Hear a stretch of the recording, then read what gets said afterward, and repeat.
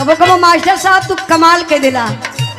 ए गीत के हमरे गुरुजी माननीय प्यारे लाल कवि जी लिखल, शिल्पी राज जी गौले ही। बड़ी प्यारी गीत बा, जनानी गीत बा। कोनो दुल्हन का दुल्हा परदेश चल गईलन, फोनवा पर दुल्हा पूछत बा हमर टिकट कट गईल बा, घरे होत बनी, तोहके चाहिए का? दुल्हनिया तक कहत बा, का कहले बा? लगिन करोड़ रुपया लागी लागी लाख हो,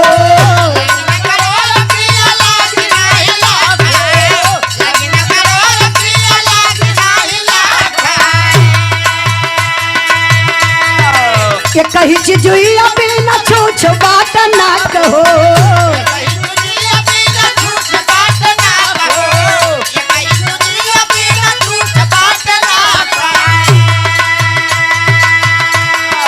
लागी ना करोड़ रुपया लागी लागी लाख हो, एक ही चीज बिना छूछ बाट ना कहो,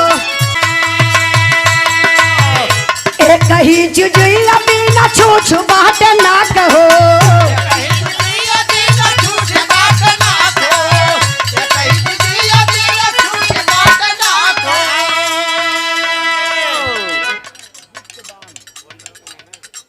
बड़े भैया जी की तरफ से गुप्त दान, बहुत बहुत भैया के प्रणाम, आशीर्वाद का चाह रही।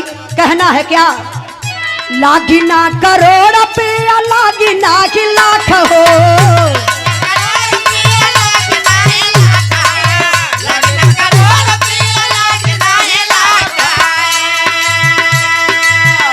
एक ही चीज बिना छूछ बाट ना कहो,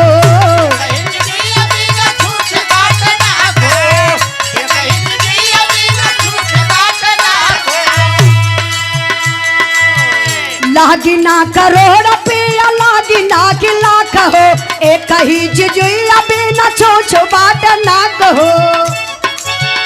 लहला लहला हमारा क्या निसलिया बालम, लहला लहला हमारा क्या निसलिया